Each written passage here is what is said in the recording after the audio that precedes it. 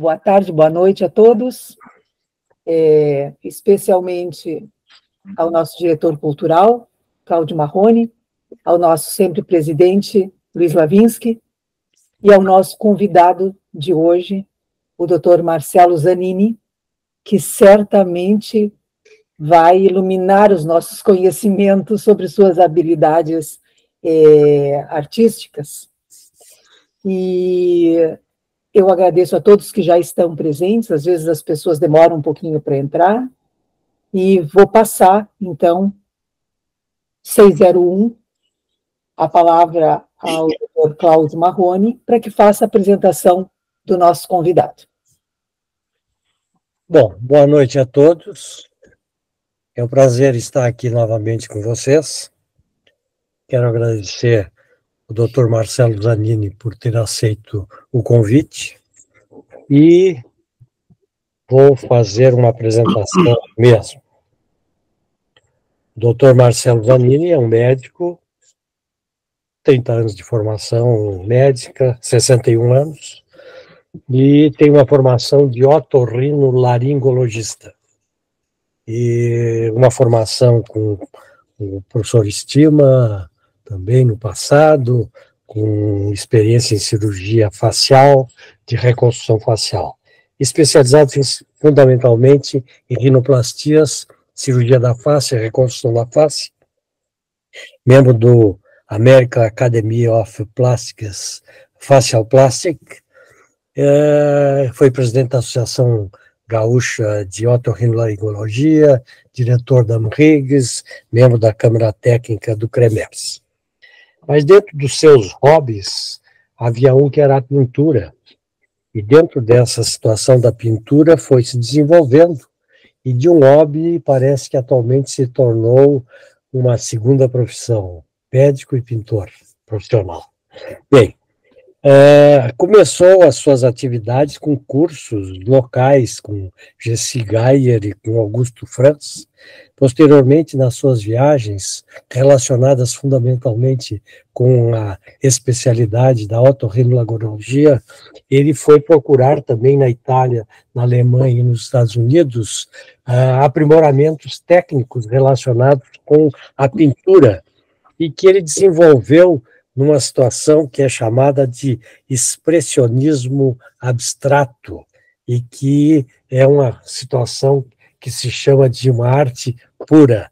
E me desculpe que eu não entendo nada disso, mas apenas estou dizendo o que é, né? E é um pintor intuitivo, que tem pinceladas fortes e que tem cores que são muito harmônicas. Bem, já fez exposições individuais e coletivas, muitas delas em galerias em Porto Alegre, na praia, no Brasil, e fez exposições também em Buenos Aires e Los Angeles, e mais recentemente fez uma exposição em Portugal, em Cascais.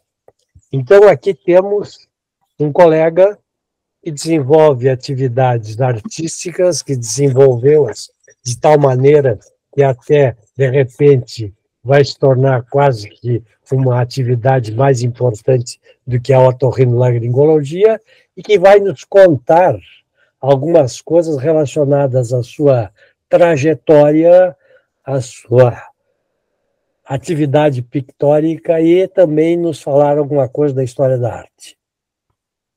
Tudo bem. A palavra é sua. Muito obrigado pelo convite, doutor Marrone, estou honrado por estar aqui entre tantos saberes na academia, uma responsabilidade. Eu pretendo tocar as duas atividades, eu tenho conseguido, não é fácil, a medicina e a arte. Como agora, a partir de agora, nós vamos começar o primeiro, nós vamos dividir em dois tópicos essa minha apresentação, uma sobre o meu percurso pictórico na arte, e também vou falar um pouco de história da arte, claro, resumidamente, de uma maneira muito sucinta, porque seria impossível discorrer de tanto assunto dentro da história da arte. Pois no final dessa apresentação da história da arte, eu sugerir, eu fiz uma lâmina com um livro, que é o livro sobre história da arte mais vendido no mundo. Uma sugestão, para quem se interessar, é um livro interessante. Bom, mas o senhor falou agora de repente, ficar na arte e largar a medicina. Eu ainda não consigo me enxergar assim, talvez mais para frente, mas enquanto eu puder, eu quero tocar as duas coisas, porque eu gosto, as duas coisas são arte, não é? A medicina é arte, né? E então eu ainda não penso em largar, eu tenho muito chão ainda para frente, eu quero que eu gosto, mas eu estou uma parte assim que está sendo, digamos, um desafio, que vocês todos sabem, a medicina tira tempo nosso e não é fácil de administrar, mas eu estou conseguindo, né? Bom, eu acho que agora eu posso compartilhar aqui já a aula e começar, correto? A doutora Miriam também, que eu não conhecia pessoalmente, conhecia de nome, muito obrigado pela apresentação. Muito prazer, e a todos vocês, e eu sei que daqui a pouco eu já perguntei para a Bruna, eu não vou saber quem está mais aí ou não. Então, eu queria saber agora de vocês se eu já posso compartilhar e começar. Começa a tua atividade. Tá.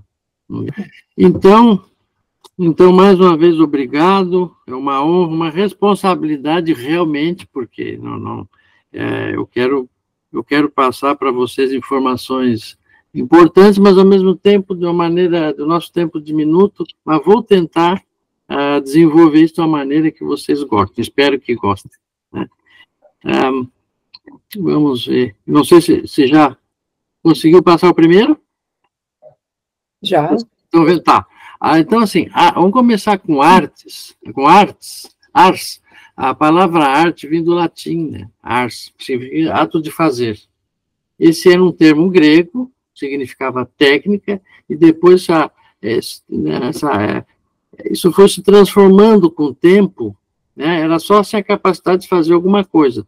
Já depois, no tempo latino, pós-grego, ela teve um significado de beleza. Ela estava relacionada a essa técnica de ato de fazer com um ato que tem que ser bonito, tinha que ser agradável, tal. Embora os gregos já tinham esse conceito, tá? Que começou o ars lá na Grécia, mas o grego eles tinham assim um pensamento. O que é bom é belo, o que é belo é bom, né? Isso é relativo em termos de gosto. Depois nós vamos chegar lá para falar. Então, o meu percurso, esse retratado aqui é esse que vos fala, e será uma exposição do Santander, que teve ano passado, muito, muito bacana. E, então, é um caminho mesmo, e eu comecei há 30 anos atrás. Essas são as primeiras telas, foi um hobby, né? 2 anos depois, eu fui para um congresso para a Academia Americana de Cirurgia Facial Reconstrutora, que é vinculada à otorrinolaringologia. Geralmente os congressos são juntos ou muito próximos. E o Davis, vocês todos conheceram o Davis, acredito que até faleceu há pouco tempo, está todo mundo assim, muito triste, porque o Davis foi um pioneiro na cirurgia da face, e ele me convidou para esse congresso, e como não podia deixar de ser lá no congresso, eu sempre gostei de arte, sempre antes daquelas primeiras telas que eu comentei com vocês, eu tinha o interesse, a vontade de sempre pesquisar sobre arte. Isso está dentro de mim. Eu tinha uma avó que ela pintava também, mas como hobby, e talvez dali, não sei, a gente não consegue dizer, mas eu sempre gostei muito de arte, sempre gostei muito de história, também vai ser outra parte que nós vamos falar, e é uma área humanística, né? E eu vi esse Hans Hofmann, ele era um imigrante europeu radicado em Nova York, de cores, né? Eu sempre gostei muito de cor. E eu fiquei fascinado. Quando eu decidi voltar para o Brasil, quando eu voltei para o Brasil, eu decidi fazer um ateliê. Esse ateliê, na época, eu fui convidado, né, para trabalhar ali na clínica, aqui na clínica, a convite do Dr. Silvio Zanini, e depois, você sabe também da doença do Dr. Silvio, eu acompanhei ele muitos anos, e ele disse, fica com a minha parte, né, eu adquiri a parte do Silvio Zanini, depois do Dr. Estima, e agora, recentemente, do Belloni. Mas lá na época, eu e o Belloni, que estava praticamente tocando na década de 90, no finalzinho da década de 90, 2000, e nós tínhamos que fazer umas reformas, e o Fernando queria fazer um ateliê lá em cima, já que tem que mudar tudo, eu quero reformar. Não, pode fazer.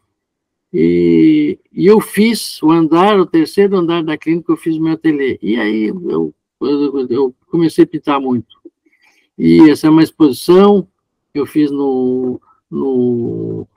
foi lá no One Country, e inclusive eu agradeço muito, porque eu comecei como autodidata, mas eu tive a professora Jessie Geyer, inclusive depois ela promovia, tem Fotos d'Arts, é uma revista também que ela fazia, então eu comecei a participar de alguma coisa, ali de exposição, exposições coletivas, e esse é o Vânios, não sei se vocês conhecem o Vânios, ele também, um otorrino, um colega nosso, ele estava lá, ele é testemunha ocular da história. Então, esse é já uma tela de 2004, eu acho. Né? Mas eu tinha feito praticamente essa exposição, assim, digamos, como propriamente dito, assim, uma maior, assim, que eu tive uma participação mais interessada. Não, vou fazer, né? Eu já tinha feito na Unicred, tinha distribuído algumas telas na Unicred, por várias telas da Unicred, tinha telas minhas, isso aí eu acho que 1 ano, 2 anos antes. E depois, então, eu participava dessas revistas, né? E como agora o Dr. Bonon estava comentando, eu fui diretor da Higgs um período, e eu conversava com jornais, eu era diretor de relações institucionais da Higgs.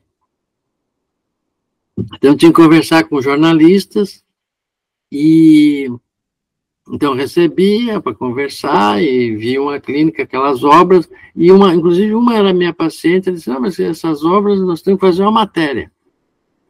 Então, está aí, minha participação, era um caderno sobre ZH Moinhos, tinha outros bairros também, né?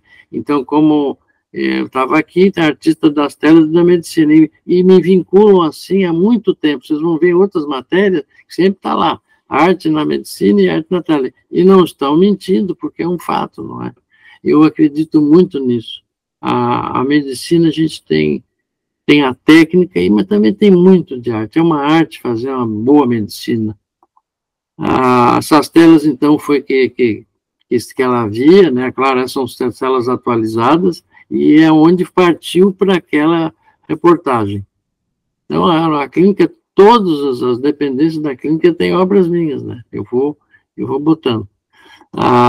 Depois, as notícias se espalham. Eu fui eu fui convidado lá no Moinhos de Vento, tinha um caderno chamado Tempo Livre, que era de médicos que tinham seus hobbies, suas atividades, né? E então, isso aí foi acho que 2007, 2008, não me recordo. 2008, E aí eu estava paramentado lá como médico, mas lá no ateliê. Depois participei do Instituto Ling, fui convidado lá para um leilão beneficente, eu participei. Isso aqui eu fiz já tinha então meu ateliê em cima da clínica, e quando eu fiz uma casa na praia, em Santa Catarina, fiz uma grande bobagem. Eu queria, onde eu estava, eu queria ter alguma coisa de arte, então eu não, vou fazer, vou pintar, tá, uma bobagem, não pinta, porque a arte requer tempo, tem que sentar, analisar, refletir, então a gente fazia uma obra, e tem que aquilo ali ter uma sequência, um pensamento, olhar, revisitar aquela obra, uma longura, voltava de lá 700 e poucos quilômetros, não tem condição. Então, mas eu produzi algumas coisas, mas o forte, assim, era ateliê de Porto Alegre 10, Santa Catarina 1. E vocês, por favor, me interrompam a qualquer momento, qualquer dúvida, né? E continuei pintando. Decidi fazer um logo agora, no início dessa nossa década, agora, 2000, 2001, eu decidi fazer um logo e muito fortemente inclinado para assumir, não como um hobby, mas como uma segunda atividade. E eu estou conseguindo. Resolvi fazer uma ampliação do ateliê que eu tinha há 20 anos atrás, e isso foi muito importante, né? Esse período que a gente andou parado, tudo na pandemia, isso ajudou eu a tomar essa decisão. Eu vou mostrar um vídeo agora aqui para vocês, que é de uma revista da ONU. Eu separei aqui. Essa revista aqui, não sei se vocês conseguem ver. Eu não ouço vocês. Bruna? Oi, doutor. Sim, dava para ver a revista. E vocês estão me ouvindo bem? Sim, tudo bem. Sim, doutora Zanini. E aí, então, eles fizeram um release. Eu tenho algumas edições que eu saí, uma revista muito boa, que eu pedi para falar sobre artes. Tem várias matérias ótimas, uma revista bem elaborada. Fizeram um vídeo, e aí eu gostei muito de me passa o vídeo que eu quero botar aqui para mostrar para o pessoal. Então, vamos ver aqui esses carros aqui, inicialmente porque eu gosto de carro, miniaturas. Então, rapidamente aqui, vou mostrar para vocês um ateliê.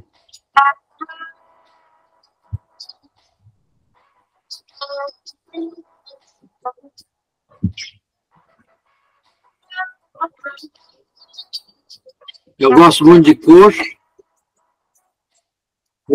abstrato. Depois eu vou comentar algumas coisas sobre a arte especificamente.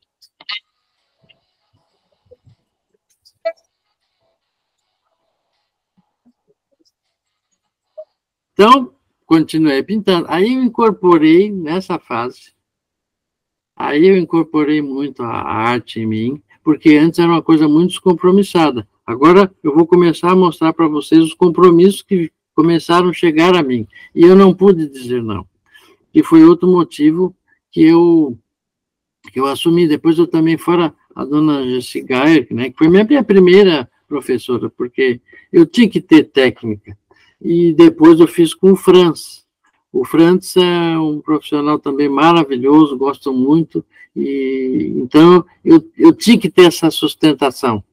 E falando um pouco da minha arte, as pessoas me perguntam como é que tu fazes a tua arte? Eu digo que tem muito de inspiração, mas tem 90% da transpiração. Eu acho que, como muitas coisas na vida, a gente tem que fazer, refazer, tentar, até conseguir aquilo que a gente pensa, né, e a gente quer.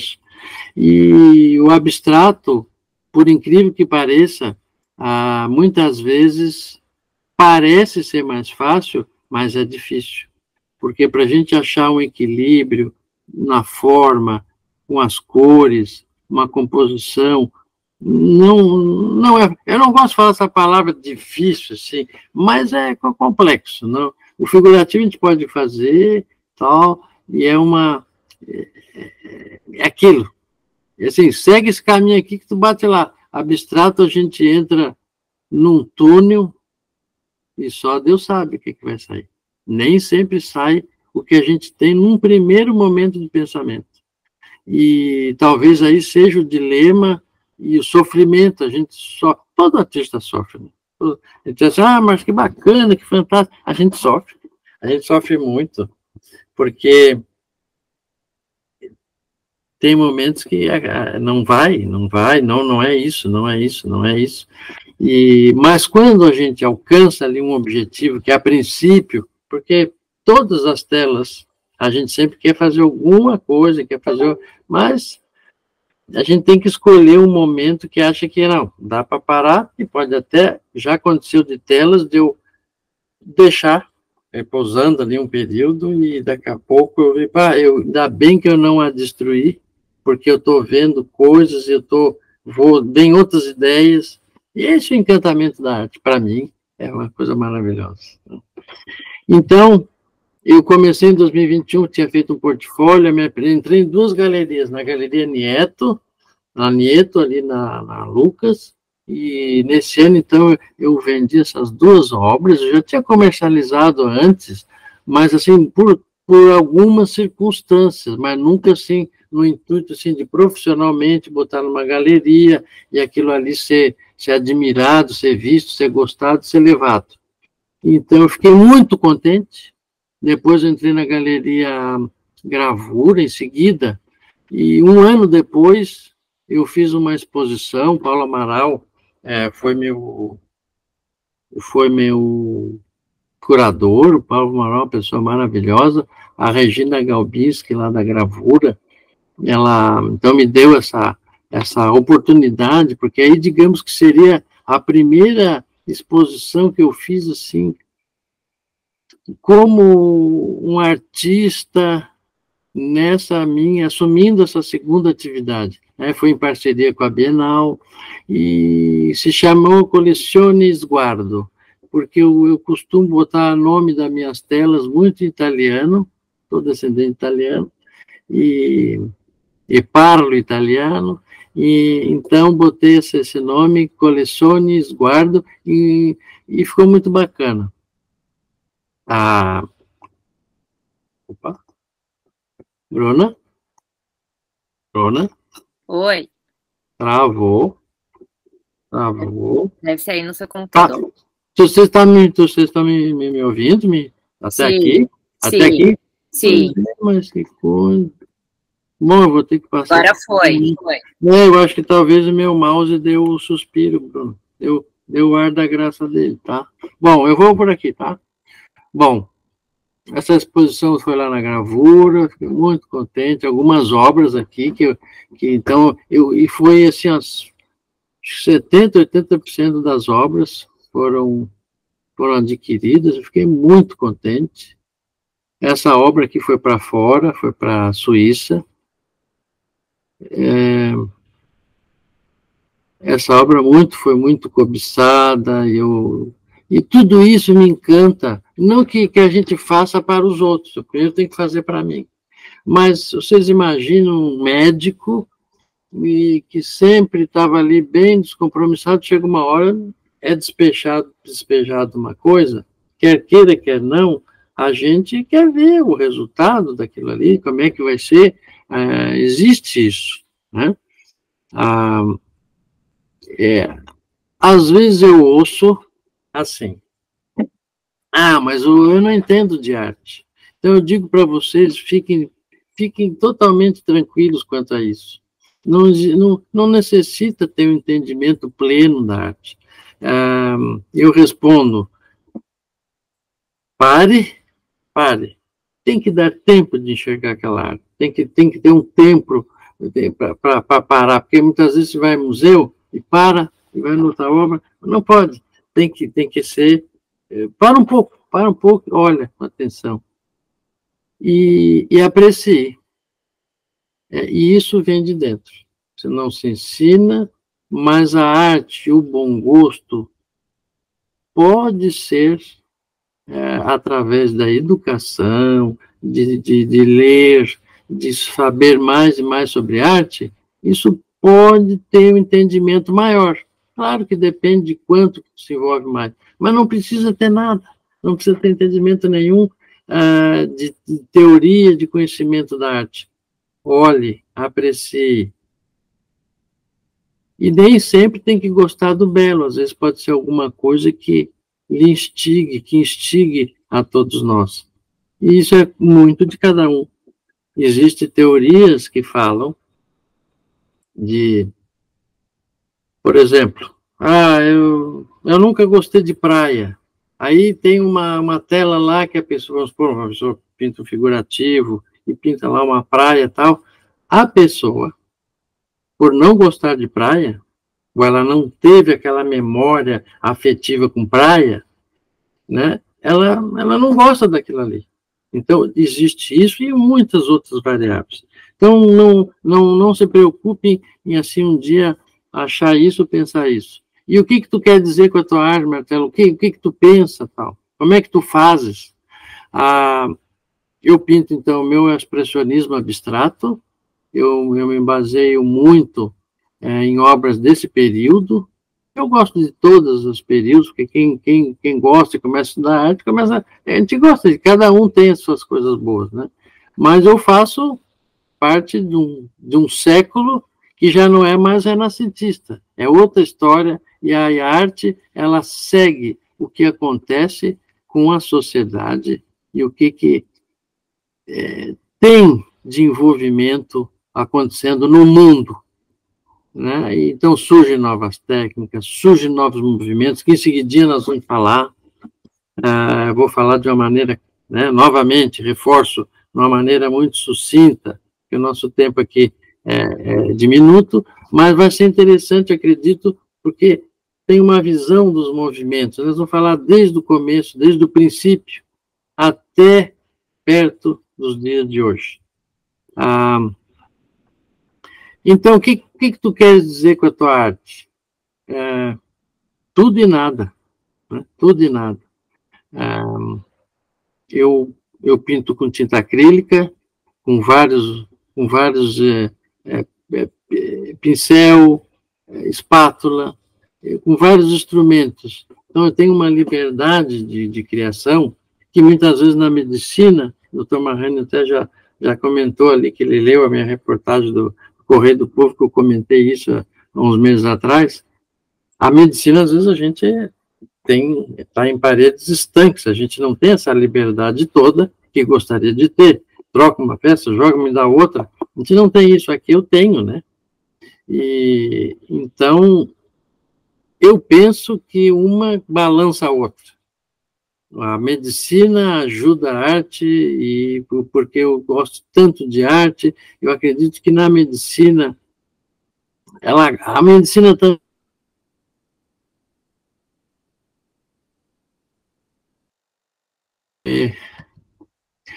o Da Vinci escreveu: todo o nosso conhecimento tem sua origem em nossas concepções. E também falou sobre saper vedere, a habilidade de ver o que se vê. E isso pode ser desenvolvido para mais, né? Se a gente se envolve mais com aquele tema, com aquele assunto, com o que é de interesse, aí entra muito de cada um. Mas todos têm, como ele falou aqui, a gente tem o conhecimento na origem das nossas percepções. É lá atrás que a gente já começa a ter uma percepção de tudo sem saber nada de teoria. E também teve uma pesquisadora de Oxford, agora não lembro aqui, que ela diz que isso já tem, ela comenta que a gente tem um conhecimento já próprio, que é do ser humano. Né? Nós vamos ver algumas coisas para frente. E então, eu segui sendo convidado, fui aqui para Los Angeles, no final do ano passado, não, final do 22, início 23, uma coletiva. Eu não podia negar, porque assim, não, mas eu estou assumindo agora fazer isso. Eu recebi, eu não posso. Então eu fui, e eu estou muito feliz, né? Mas eu só para dizer para vocês que as coisas acontecem. E eu não pude, né? Essa tela estava lá em Los Angeles. E no início de 23, eu estava em 3 exposições, uma outra lá na Gravura, em Atlântida e Los Angeles. Né? A Regina Galbinski tem um pouco, não sei se ela está acompanhando nós aí, eu até comentei para ela, olha, eu vou falar. E ela botou um pouco de filha lá. E outra pessoa que eu agradeço muito é o Paulo Amaral. O Paulo Amaral é uma pessoa cultíssima. Ele foi 2 vezes diretor do Marx, e hoje se tornou um amigo. Então, está aí aquela revista que eu falei para vocês, o conteúdo dela, uma revista muito bonita, tal, e tinha lá um chamamento de Portugal, que vocês vão ver agora, que é em breve, que eu já estou mostrando sobre uma exposição em Portugal, que o Paulo Amaral também foi meu curador. Então, meu terceiro portfólio, eu gostaria de mostrar todo o meu portfólio, mas são muitas obras, não muitas, mas assim, são diversas, e aqui no nosso tempo, não sei, mas aqui um exemplo só para vocês terem uma ideia de algumas obras dos portfólios. Esse foi o último. Depois, novamente, em metade do ano do passado, uma oportunidade de participar numa galeria em Buenos Aires, e aqui Portugal. Essa digamos, foi muito importante para mim, né? Então, o Paulo, como eu comentei antes, o Paulo Amaral, meu curador, um curador excepcional, uma pessoa sensacional, e eu tive uma receptividade lá que eu não imaginava. Foi assim, casa lotada, e olha, eu não tenho palavras para dizer para vocês a alegria que eu sinto, porque nada disso foi planejado. É aquela coisa que vai acontecendo, e eu estou assim, inclusive agora, eu acho que já fiz um primeiro momento isso, e eu vou dar um pouco de uma freada, porque eu não posso continuar nesse passo, mas nesse primeiro momento eu tinha que ter essa experiência, e é fantástica. Tá? Depois, aqui na Galeria Delfos, ali Delfos Porto Alegre, na Cristóvão Colombo, Paulo Amaral, daí também fiz uma sequência da exposição de Portugal, muito, muito bacana. Aí essa reportagem do Correio do Povo, ele foi uma repercussão dessa exposição lá da Delfos, né? É uma matéria bacana, eu gostei muito. E aqui minha última exposição, agora em 14 de abril, e passou 2 semanas, você sabe o que aconteceu, né? Foi uma exposição que eu tive 27 obras. Lá em Portugal eu tive 22 obras, aqui 27 obras, uma exposição grande, um espaço muito bacana, eu gostei muito ali do espaço, e vocês sabem, aqui a presidente da Bienal, aqui do lado, e aquele alemão lá, de óculos lá, o Fábio Reinheimer, e foi meu curador no Espaço Cultural Correios. Achei fantástico assim, a curadoria dele, de reunir as obras, de agrupá-las, né? A Mariana estava ali, ela veio lá de Santa Maria, e paramos aqui, né? Paramos nessa tristeza aí, né? Mas nós não paramos, os artistas, continuamos na luta, então, estamos fazendo leilões, né? E eu agora, recentemente, acho que faz uns 10 dias, 2 semanas, não sei, e eu vendi uma obra, também a Regina Galbis, que reuniu um time de artistas, e todos juntos, né? E essa obra foi para o Rio de Janeiro. E a gente doa decoração, né? Porque o Rio Grande do Sul precisa agora, mas se Deus quiser, vai ser um baque grande, mas nós temos que ir para frente. Vamos começar o outro tópico, depois vocês podem me interromper, falar qualquer coisa. Grave esse número, 40 mil a 4 mil antes de Cristo. 40 mil, gravem esse número, que lá no finalzinho eu vou voltar esse número. Tem uma novidade aí.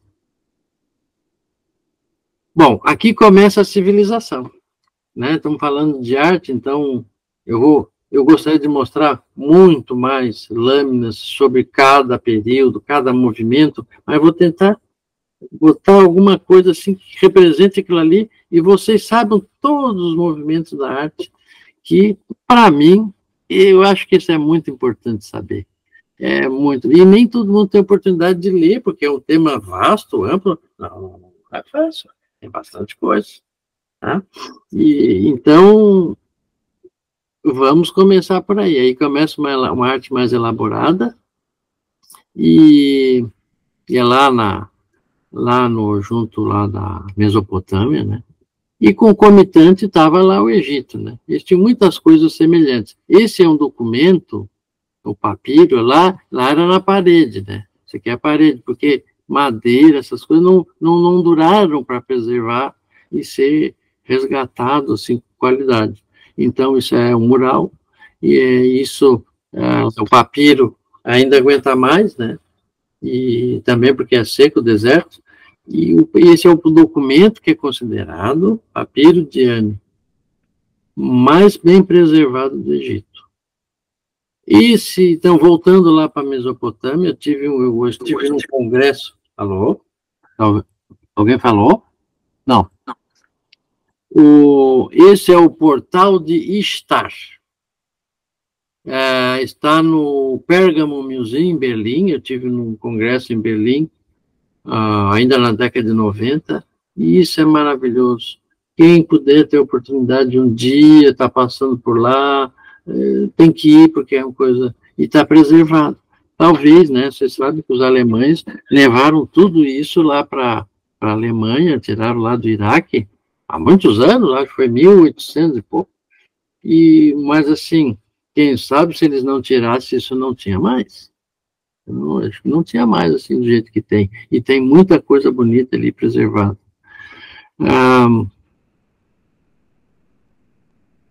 Um pulo agora. Arte grega. De novo, não vai ter telas, eles pintavam muito afrescos, tem coisas maravilhosas, né? Mas também não durava. Então, a gente tem obras fantásticas em cerâmica, né? E aqui começa uma técnica diferente, mas os gregos beberam da arte egípcia. Se vocês observarem os olhos eles estão pintados de frente. Vamos voltar aqui no Egito, ó. Tá? Está pequenininho, mas são olhos pintados de frente, não é lateral. Isso aí, e claro, é a história, né? Uma vai se engatando na outra coisa, mas eles já evoluíram um pouco mais, com cores, com carvão vegetal. E no Egito, vamos voltar ali para a terra do Egito, mas embora mais para frente, pertinho, né? Fechando já 30 AC. O que é retratos de Fayum? Isso devido à secura do deserto. Esses são pinturas feitas de caixões dos governantes importantes daquela época que estão enterrados lá no Egito. 2000 e poucos anos atrás. Né? E isso está preservado porque o deserto é seco. Então, a gente tem, olha a preciosidade já, que há 2000 anos atrás, 2500 anos atrás, já tinha pintura, já com uma certa delicadeza, né? E muitas pessoas perguntam, vê que tem mais aqui Pompeia, que também é fantástico, né? E é claro, é que por outro motivo, né? As cinzas, né? Lá o secura do deserto, aqui as cinzas, e todo o fenômeno do Vesúvio causou essa preservação, graças a Deus. Mas eu ia dizer uma coisa agora, que importante porque se tem a impressão que diz assim, não, mas os seres humanos lá, eles tinham o mesmo pensamento que nós. Não, eles não tinham exatamente como nós, mas, por exemplo, vamos voltar rápido aqui.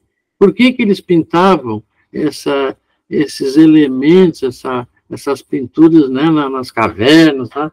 Porque eles tinham a necessidade de representar aquilo ali que eles precisavam, aquelas caças sazonais. Então, eles pintando e caçando aqueles animais, eles teriam sorte, seria uma boa sorte. Isso já se entende como é isso, porque por isso que eles pintavam, né?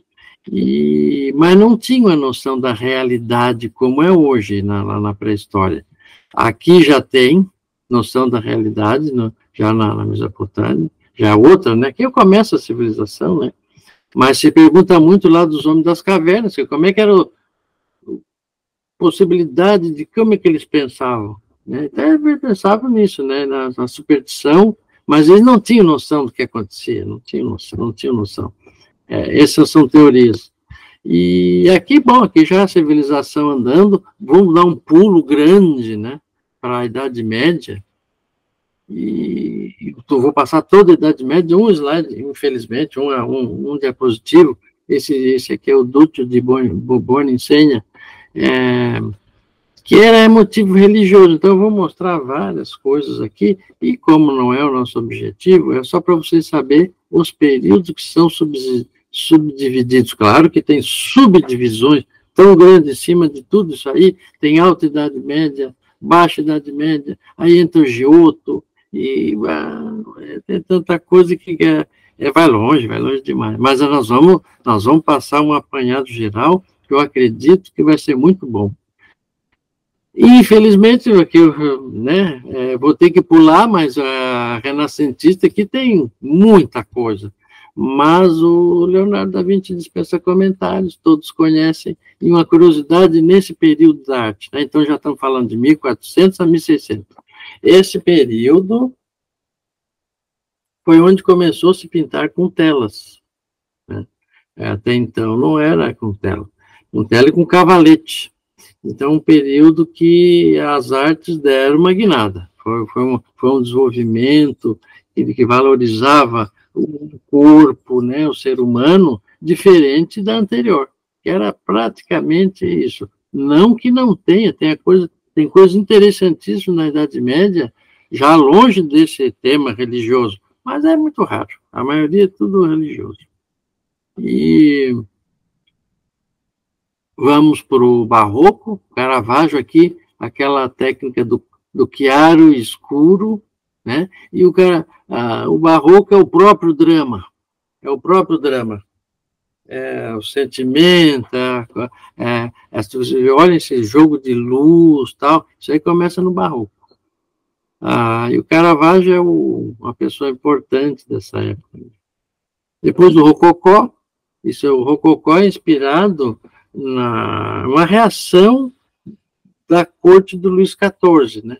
Toda aquela pompa e circunstância. Então, aparecem já figuras com a natureza, cores mais agradáveis, suaves, e muitas vezes fortes, exuberantes, mas assim, mostrando a felicidade, o bel prazer, né, mas muito a natureza, e linhas muito suaves. E já estamos em 1720, 1770. Essas datas, não existe só uma história da arte, tá, pessoal? Assim, eu vou mostrar para depois, para você indicar aqueles livros ali, o livro, que é o Gombrich, que é esse, eu vou mostrar ali a fotinho dos dois, tem um pocket, tem um oficial maior. Mas não existe uma história da arte, existem várias histórias da arte, mas mais ou menos todas se baseando nesses períodos que eu estou mandando para vocês, e eu estou aqui me baseando muito no Gombrich, que ele é esse livro que o mais vendido do mundo inteiro. Entramos para o neoclassicismo, 1770 a 1840. Uma volta, todos os movimentos artísticos, ela tem uma oposição à outra anterior, e assim sucessivamente. E o neoclassicismo tem, então, aquela volta àqueles padrões da Renascença, por isso neoclassicismo, e a partir daí, depois começam os movimentos dos ismos, e aí se estreita mais esses períodos, em curtíssimo período de tempo, porque aí o mundo entrou numa revolução industrial, etc, etc, etc. Bom, por que eles voltaram para o neoclassicismo? Primeiro, porque a sociedade às vezes quer voltar àquele outro período, e também porque começaram a ter descobertas de muitas estátuas de arte lá na Grécia, em muitos lugares que eles viram obras maravilhosas, e isso influenciou. Isso aí foi assim, um boom que era resgatar. Né? Opa, esse aqui. Depois, então, o romantismo. Como estava assim o neoclassicismo era aquela coisa sisuda, séria, muito sóbria, né? Cores muito sóbrias, e respeitando uma anatomia de uma forma assim renascentista, né? Por não dizer, por isso neoclassicismo, e aí o romantismo é uma contraposição ao neoclassicismo. E o Delacroix ele é tem uma grande, né, ele é digamos assim, o que a gente lembra quando fala do romantismo, que é a liberdade ganhando do povo. Isso aqui foi uma revolta que teve em Paris em 1830, porque a coisa não estava boa lá, né? Fizeram a Revolução Francesa em 89, de 1789, mas assim, eles viram que aquelas ideias iluministas, né? Os artistas, né? Lembrem, os artistas fazem uma contraposição e eles têm, é uma reação que está acontecendo na sociedade. Então, as ideias iluministas e do iluminismo e da ordem não estava certa, estava tudo muito errado, tinha muita coisa errada e teve muitas injustiças, mas não que o romantismo tenha sido contra a Revolução Francesa, não é isso, mas a maneira do que estava depois ocorrendo na França, e o romantismo tem muito a ver com isso, né? O realismo, daí já vem uma contraposição ao romantismo. E aqui o ateliê do pintor, essa tela, 1855, já estamos metade do século XIX, e o Gustave Colbert é um deles, né? Então foi uma época de mostrar muita realidade, a fome, o dia a dia dos trabalhadores, né? Lembrem que aqui nós já estávamos com indústrias, com trabalhadores, então isso aí foi uma corrente assim de mostrar a realidade, e por isso o realismo, né? E aí nós já estamos nos ismos, então, né? Agora, impressionismo. Por que impressionismo? Porque o nome dessa tela do Monet é Impressão Nascer do Sol. Esse é o nome da tela. E ficou impressionismo. Um grupo de colegas artistas da época, eles não entraram no Salão Oficial de Paris, e em 1874 eles então fizeram essa exposição no Boulevard dos Capuchinhos. Esse prédio existe ainda hoje, claro, com alguma alteração, mas no andar superior, e vidro, alguma coisa mudaram, mas está aí, é praticamente o mesmo fenótipo, digamos assim, do prédio. Tá? E isso foi um sucesso tremendo, isso repercutiu muito, porque agradou muitas pessoas. Vamos passar por pós-impressionismo. Eu estou indo muito rápido, está bem? Vocês estão me ouvindo? Sim, está ótimo. Ótimo. Pós-impressionismo.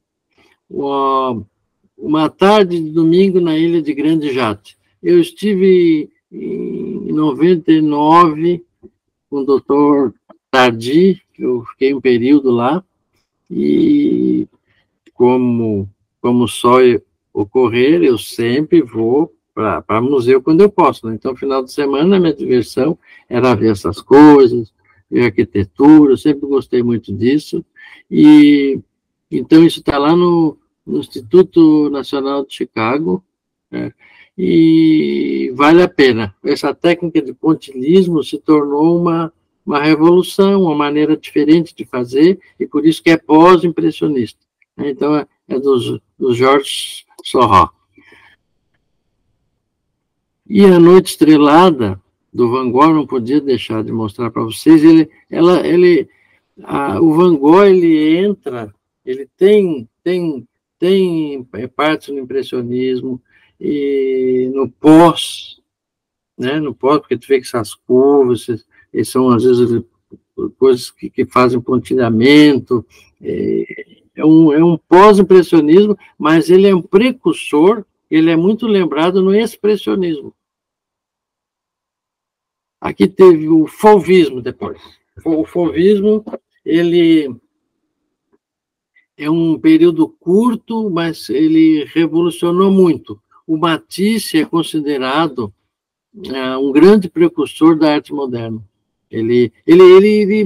As obras dele influenciaram a arte moderna. Não foi só ele, mas ele sempre é citado, Matisse e tal. São cores fortes que denotam emoções, e porque o mundo ele estava precisando nessa fase disso. Como vocês vão ver depois do expressionismo, ao contrário, o impressionismo nós estávamos vivendo num mundo difícil, né? O mundo estava conturbado na virada do século, E então esses movimentos eles quase convivem, né? Eles estão juntos, né? Não tem às vezes um imediatamente um anterior, às vezes é muito difícil de catalogar isso. Mas aqui o mundo estava, assim, digamos, numa ebulição, aquele não estava bom, né? Antes da Primeira Guerra, não, tinha coisas acontecendo, e a arte reflete isso, né?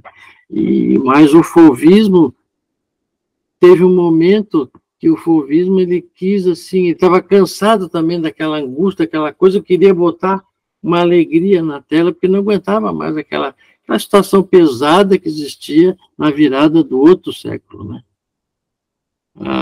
Depois veio o cubismo, essa tela aqui tem inúmeras outras telas que são exemplos do cubismo, mas se acredita que essa tela, que é do Picasso, está lá no MoMA, eu tive a oportunidade de ver também, e essa tela aqui, ela é um exemplo que ela favorece o caminho ela ajudou a criar o cubismo. Vocês observem, são ângulos agudos, né? E também uma coisa importante, teve um período que muitas obras, já antes ali, no século XIX, o Japão era fechado, e a Europa teve notícias das obras japonesas, e isso mexeu também, por isso nessa fase ali desses ismos, isso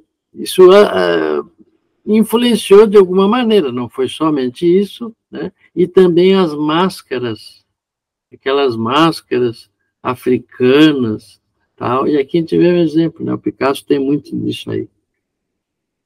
Influenciou na arte.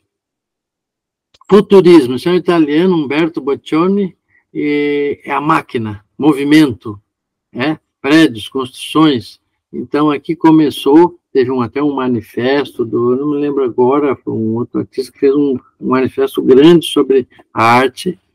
Então, eram, assim, imagens que tinha sempre envolvimento com movimento, por causa das máquinas. Essa aqui é uma tela do Kandinsky, né? Ele foi um precursor da arte abstrata, mas ele foi professor da escola Bauhaus, e aqui é a tela, na verdade, essa é a tela que é considerada a primeira tela abstrata, 1910. Embora tenha alguma outra aí que se fala, mas essa também, mas essa é, digamos assim, entre aspas, a oficial. Se chama, é assim mesmo que se chama, tá, pessoal? A primeira tela abstrata, 1910, Kandinsky. E aí começou. Depois o surrealismo, o Salvador Dalí, um movimento que se originou, teve o dadaísmo aqui também por perto desse movimento, e outros, né? Teve o The Still também, por aí.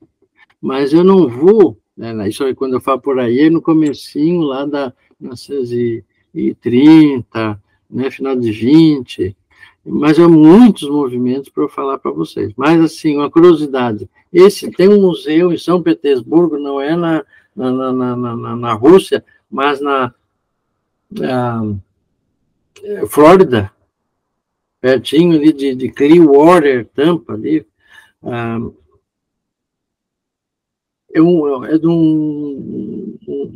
é privado, é um colecionador, e ele fez um instituto, depois fez um museu, e se um dia passarem por lá, vale a pena. É um museu, muitas obras do Dalí. Depois, agora, nós vamos passar para o expressionismo abstrato. Está quase terminando, tá, pessoal? Pode ser que às vezes fica maçante, né? E o expressionismo abstrato, ele vem, né, eu já comentei do Hans Hofmann lá, de trás, aquele alemão que se radicou nos Estados Unidos, e ele foi importante no expressionismo abstrato, aquele que eu vi lá em Washington, no congresso, tal, que eu voltei mais empolgado ainda, tal.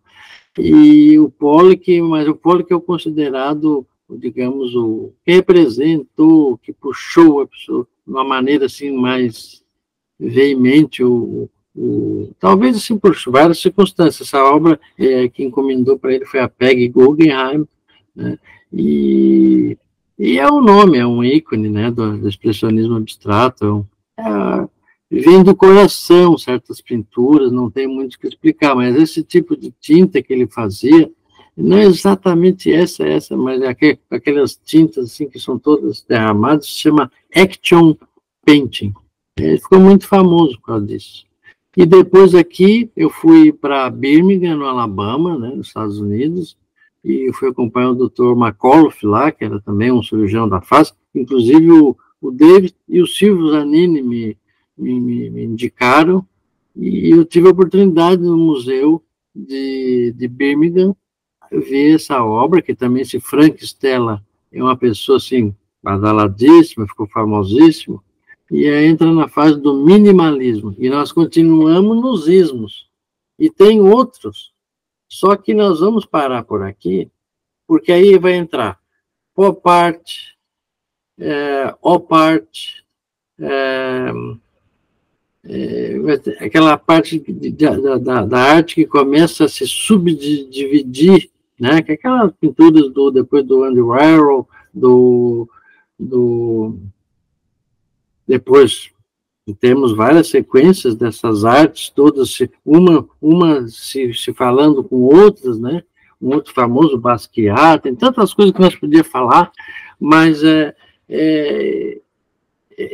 nós vamos parar por aqui, porque nós teríamos um outro tanto de aula, porque aqui começa a ter super divisões, não que os outros períodos não tenham. Se a gente for procurar e querer a fundo, nós vamos, cada ismo que nós falamos tem subdivisões, mas os nomes principais dos períodos, movimentos de arte, eu estou passando para vocês. E esse é o livro, né, do Ernest Gombrich, é o livro mais vendido, e ele foi escrito ali por 1950. Tem algumas coisas dele na parte final, que, claro, às vezes não entende, porque ele está vivendo bem aquela... Então, não está essa última parte que ele começa a falar dessa parte mais nova, que, inclusive, ele é contemporâneo, ali não está 100%, porque ele nem sabe o que ele vai falar, né? Mas hoje teve edições atuais, alguma coisa ele já melhorou, ele já esclareceu, porque realmente não tinha, era uma surpresa, vocês imaginem, né? Uma pessoa convivendo com Pollock, ele descrevendo um monte de obra renascentista, que aparece um louco como o Pollock, e tinta para tudo quanto é lado. Então é difícil, né, na época, essa concepção, e hoje nós já temos. Então tem o Pocket, um livro Pocket, né? Tem aqui, um livro Pocket, e só que a única diferença é que esse livro, ele fica com as figuras mais para o final, e aí tu quase tem que fazer referência, mas os dois livros são iguais. É uma boa referência. O outro é o Gompertz, também com G, começa, por coincidência, né? E tem vários livros sobre história da arte, mas esse é o mais vendido.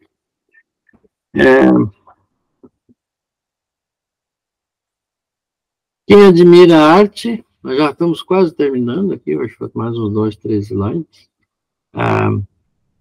Quem é admirador de arte e tiver Instagram, vocês podem me seguir lá, vocês vão ver as novidades, me acompanhar. Para mim vai ser uma alegria vê-los por lá. E aqui aquele número que eu tinha comentado com vocês, lembrem lá da pré-histórica, gravem esse número. Há uns anos atrás, descobriram na Indonésia, numa jazida lá, conchas riscadas em zigue-zague, que se acredita que sejam as primeiras manifestações que nós produzimos aqui na Terra. Quantas coisas ainda pode mudar, né? Pode ser descoberto outras coisas, mas isso mexeu muito, porque nós tínhamos lá, assim, 40 mil anos, 50 mil anos, 25 mil anos, né? Lembrando a nossa Altamira, né?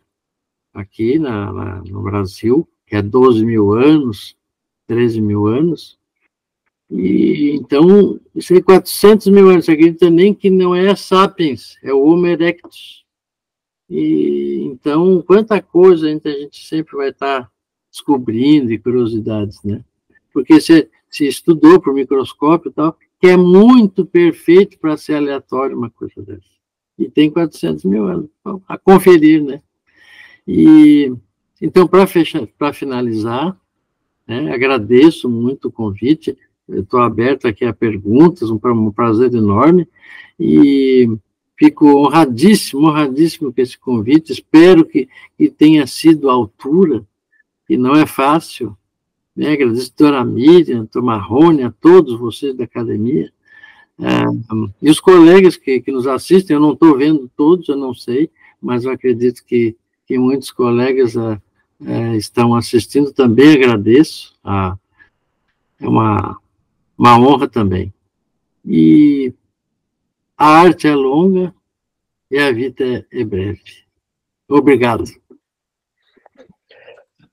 Muito obrigado, Marcelo, pela tua apresentação. Tá?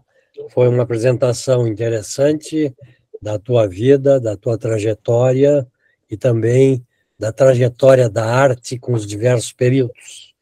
Quando eu tinha visto... Marrone, sim. Desculpe interromper, eu queria que ele não saísse da apresentação dele. Mas daí eu não enxergo vocês. Mas é só para uma pergunta. Com todo prazer. Tá. Essa aqui. Passou. Não, a próxima, por favor. Outra. Aí. Aqui? Não, essa aí. Essa aí. Essa tela está no meu consultório. Pois, exato. Eu queria perguntar onde é que ela está. Está no meu consultório. Gostou? Adorei. Gostei, não. Não. Adorei. Achei maravilhosa. Às vezes a gente vê coisas lindas que seria um sonho a gente poder possuir, claro que eu não consigo, mas eu achei maravilhosa e queria dar os parabéns. Obrigado, muito obrigado. Eu gosto muito dela, os pacientes sempre falam dessa tela. Tem várias telas na clínica. E todos são convidados para mim, eu tenho o prazer de mostrar para vocês o ateliê, mostrar essas obras todas. Sim, essa aqui ela foge um pouco das demais, é um pouco diferente, no sentido que ela é mais econômica na cor, não é? Mas, sim, mas mas tem cor, né? E ao mesmo tempo tem cor, né? Cor o fundo denuncia, né? Maravilhosa. Maravilhosa. Muito parabéns. Eu fico contente, isso aí eu fico muito contente. Tá, desculpe, Marrone, que eu te interrompi, mas é que eu pensei que eu podia manter a apresentação. Bom, pode retirar a apresentação? Posso. Então, assim... doutor Pereira! Eu não estava vendo quem estava aí. Isso. Eu gostaria de perguntar se alguém quer se manifestar no sentido de comentar, perguntar alguma coisa. Paulo Amaral. Precisa ligar o microfone, Paulo. Paulo Amaral. Liga o microfone, Paulo Amaral. Agora deu? Deu. Paulo. Tudo bom? Olha, eu vi desde o princípio, perdi apenas 3 minutos, achei muito interessante, muito instrutiva a preleção do meu querido curando, doutor Zanini, e só queria dizer o seguinte: o Zanini é um pintor que é muito pragmático. A arte dele é pragmática. Entretanto, esse pragmatismo não subtrai muita poesia na obra dele, sobretudo no uso das cores, seja ele econômico ou não, como a Miriam considerou aquela tela mais antiga econômica, e seja em qualquer circunstância. A obra dele é uma obra muito, muito viva, e não é raro a gente olhar para um quadro do Zanini e enxergar e ser tomado por esse quadro. Então, eu tenho um crítico brasileiro, o Moraes, Frederico Moraes, que costuma dizer que a pessoa não olha o quadro, é o quadro que toma a pessoa. Então, essa é uma sensação que os quadros fortes e poéticos do Zamir passam. Eu fui curador dele em algumas ocasiões e considero assim um privilégio ter um artista desse quilate na minha lista de curandos, vamos dizer assim, né? Estou vendo aqui outras pessoas aí, né? Vi o doutor Bono ali, e o Sérgio, estou vendo o Sérgio aqui também, expôs com o Marcos quando era diretor. Outro curador. E fico muito feliz de participar desse encontro. Muito obrigado. Lúcio Spier. Bom, eu também, Marcelo, meus parabéns pela tua apresentação. Obrigado. Realmente são fantásticas. E eu também, como artista, só me identifiquei muito porque tu deixaste bem claro assim que primeiro tu começaste como autodidata e depois tu teve a necessidade de ver as técnicas, né, te aprimorar, como nós todos. Eu também foi a mesma coisa. E tu mostraste como é que tu foi crescendo, né, na área da arte. E também o que é importante, tu fizeste todo o histórico da história da arte, né? E chegou a questão no final que é o que tu mais faz, que é a arte abstrata, né? E é interessante porque tu mesmo disseste, olha, quando eu começo um quadro, eu vou, enquanto não der o clique assim que eu terminei, eu não consigo parar. A gente, né, eu também, nas minhas obras, é a mesma coisa, a gente vai e vai modelando. E é interessante, né, que a gente vai se expressando, né, através da obra que a gente cria, que tu está criando, está expressando alguma coisa. E isso, que nem o Paulo falou, as cores, eu acho que são fantásticas, o teu jogo de cor, como tu consegue criar uma harmonia, e como uma pessoa que olha ela, vê algo, sente algo, vê algo de belo. E está relacionado com a nossa história, né? Ou seja, com a tua história também, a tua história médica, né? Que se expressa ali. Então, achei bem interessante quando a Miriam, ela pede para tu colocar aquele quadro que tu expuseste, e me chamou a atenção, porque a Miriam chamou a atenção das cores. E o que me chamou a atenção, me parece, que as cores estão escondidas e tu conseguiu, através, tipo assim, do estilete, trazer alguns pedacinhos dessas cores, né? Ou seja, a gente vai descobrindo o que tem por trás, né, daquela tela. Eu achei assim achei interessante, né? Porque me chamou a atenção, olha, aquela tela, as cores estão atrás, e se vê só alguns detalhes daquelas cores daquela tela. Então, eu acho que a tua obra é muito expressiva. Meus parabéns, né? E vamos lá, né? Eu acho que conseguir expressar isso que tu está expressando é muito bom. E o que eu gostaria de ver se tu consegue passar para nós, né? Como é quando eu pego uma pedra, né? Um bloco, eu vou começar a trabalhar nele. Quando tu pega uma tela, como é que tu começa a trabalhar? Tu enxerga e começa, né? Como é que tu... Porque a tela está toda sem cor, sem nada, e depois tu começa a colocar as cores. Como é que tu começa, sabe, as tuas obras? Sim, meu processo criativo, muitas vezes, ele vem da intuição do como eu estou. Às vezes eu penso numa cor e num caminho, eu penso. Mas, te confesso, é um turbilhão de coisas que vão acontecendo, que a primeira ideia não existe mais, eu vou indo por um outro caminho, que é assim, ao mesmo tempo que é revelador, é uma coisa que existe às vezes surpresas, né, que acontecem, e existe caminhos que a gente toma e que a gente se arrependeu, porque mas eu fui por esse caminho aqui, não deu certo. Mas entra muito do meu trabalho de fazer e refazer. Acho que tu não tens muito isso, porque tu não pode errar, né? Tu tem que acertar ali, ó, pá, né? Tem a sensibilidade, né, que tu está passando aí, a gente vai através da nossa sensibilidade. Porque tu pode estragar uma pedra, né? Tu pode estragar uma pedra. Aí eu não, posso passar a tinta por cima. Né? Inclusive, eu não mostrei praticamente nada, não mostrei aqui de escultura, porque só a pintura vocês já viram, eu tentei tocar rápido, né, Lúcio? Eu tentei tocar, porque senão não dá, é muita coisa. Mas eu penso assim, que eu acho que eu teria, digamos assim, mais conforto em errar, correto? Tu pensas isso, né? Porque tu não pode errar pedra, né? Não. Mas... às vezes tu pode ter surpresas que vão te guiar, eu sei. Mas a maioria tu tenta poupar aquilo ali. Não, eu não posso sair muito desse rumo aí, né? Mas meus parabéns pela tua apresentação e pelas tuas obras. Eu agradeço, e eu estava preocupado porque eu vi a tua aula, uma aula espetacular, eu sei que responsabilidade. Foi a última aula que teve, eu fui ver a tua, né? Obrigado. Muito bom, eu agradeço muito. Alguém gostaria de se manifestar? Miriam Oliveira. Eu queria deixar os outros comentarem, não sei se eu posso já fazer uma pergunta, e que foge um pouquinho. É o seguinte, Zanini, lá no teu perfil do Instagram, do Ateliê... Ateliê Zanini.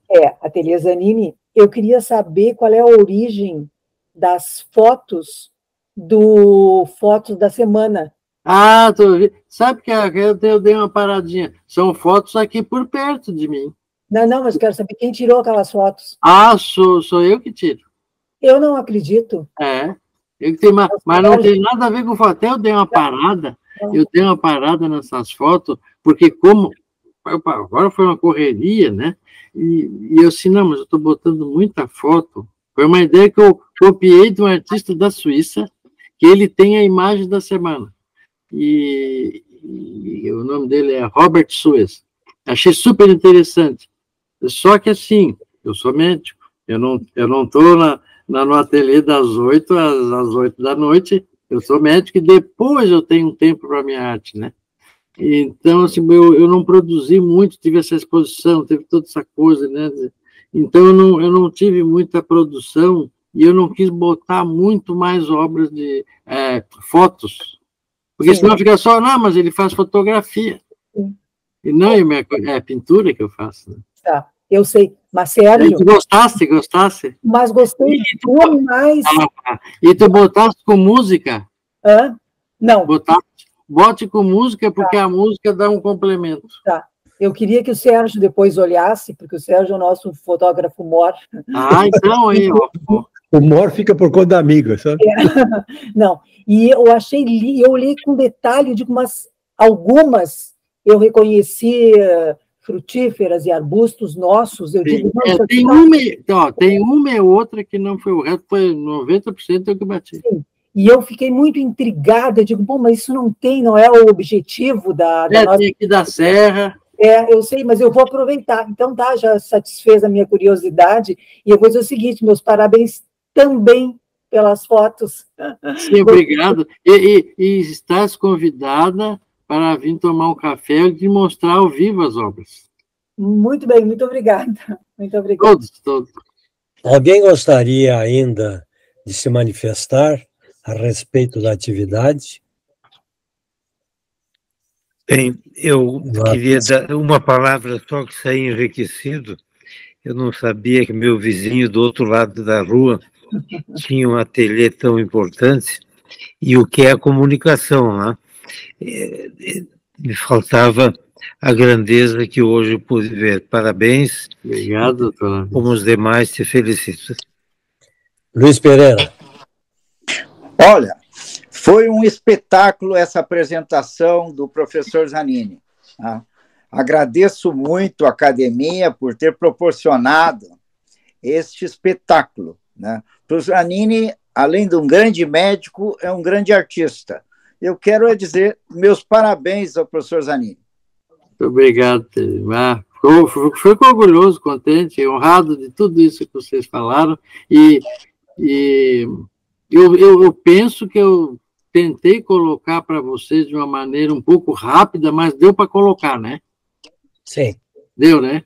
Porque senão, se eu falasse mais lento, eu acredito que o time foi bom. E eu fico muito contente de poder ter suprido ali a aula do aparelhado, pelo menos um pouco com o Spear, porque me assustou, a tua aula ali estava fantástica, e eu assim, tenho um compromisso agora. Quem mais gostaria de se manifestar? Bom. Espera aí, deixa eu ver. Eu não... Doutora Mariana? Quem é? Tem alguém? Mas se tem alguém, não está de microfone aberto. Ah, é.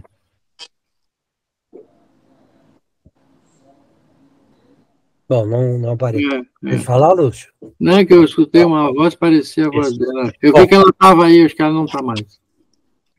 O Zanini, digamos, eu não sou muito entendido. Não, mas não diga isso, Marrone. Eu gosto da pintura. Esse livro que tu mostrasse, eu o tenho. Né? Olha, então...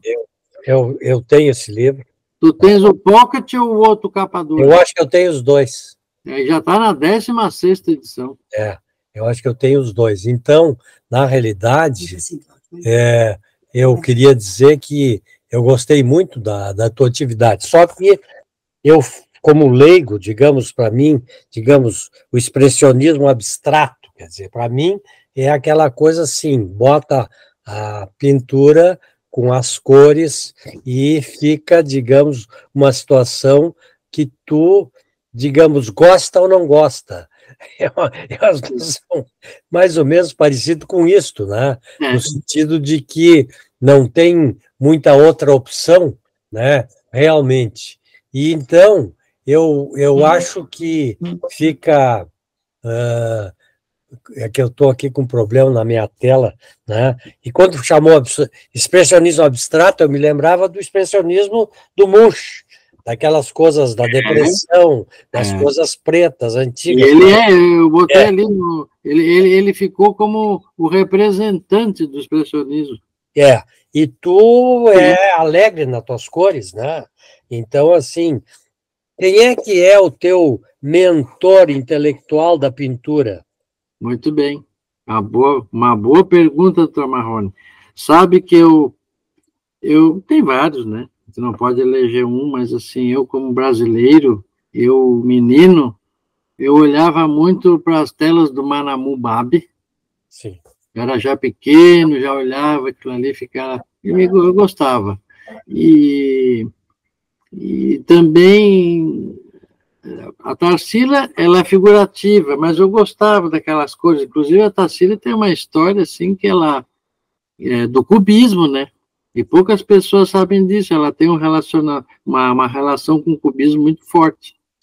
Mas um artista, digamos, que eu tenho gostado muito, tenho apreciado muito nos últimos tempos, são vários, né, doutor Marrone? Mas, assim, botem depois aí. Gerhard Richter, ele é um alemão, ele é de Colônia, parece. Está com 92 anos, está pintando ainda, e ele fez obras maravilhosas, maravilhosas. Realmente, da década de 80 para cá, que eu gosto mais do tipo de obra. E ele não está amarrado num estilo. Ele tem uma certa liberdade criativa, ele não é... Olha uma obra dele de 40 anos, olha uma agora, não diz que é do mesmo. E eu aprecio isso, porque a pessoa não pode estar amarrada. Meu pensamento. Porque, assim, mas isso aqui não mudou. Claro, eu não pintaria mais, eu não pinto mais. Estava muito primitivo quando eu decidi lá fazer o hobby lá, né, num quarto dentro do apartamento, mas ele não consegue mais voltar para aquilo, é difícil, né? E a gente sempre vai para outro caminho, e às vezes acontece, às vezes não acontece, às vezes acontece mais, acontece menos, e ele aconteceu uma revolução. Gerhard Richter. Muito bem. Mas, considerando a obra que a professora Miriam considerou lá do início, né, como sendo que a impressionou muito, eu olhei aquela obra e vi assim, um fundo cinza, com pouca cor, e vi uma estrutura que salientava que era um perfil desenhado de uma caminhonete Chevrolet da época. Quem é que vai dizer que não pode ser? E realmente. Pode tudo? Pode. De uma caminhonete no desenho simplista, com um fundo mais cinza, né? Onde ela se assenta. Isso aí, é isso aí. Do seu jeito. Alguém mais queria fazer alguma pergunta, manifestação? Bem, então, gostaríamos de agradecer a tua participação, né? E agradecer a presença de todos, e passamos a palavra para a professora Miriam para encerrar a sessão. Bem, eu não sei em que ordem eu vou fazer os agradecimentos, mas eu vou agradecer primeiro a presença do Paulo Amaral e do Lúcio Spier, porque nós, outros da academia, nós estamos aqui para aprender, não é? E esses dois certamente vieram para prestigiar o amigo e prestigiar a nossa reunião. Então, em primeiro lugar, eu quero agradecer a eles, evidentemente ao nosso apresentador, que conseguiu nos encantar aqui. Tenho que agradecer ao professor Marrone por suas escolhas, né, que tem abrilhantado bastante as nossas reuniões. Agradeço ao professor Lavinsky, a todos os colegas acadêmicos e aos demais convidados que estiveram presentes nos acompanhando aqui. Então, a todos vocês, meu muito obrigado, boa noite, e nos acompanhem, que nós sempre vamos tentar trazer pessoas desse gabarito. Muito obrigado. Obrigado. Obrigada, tchau, obrigado. Tchau.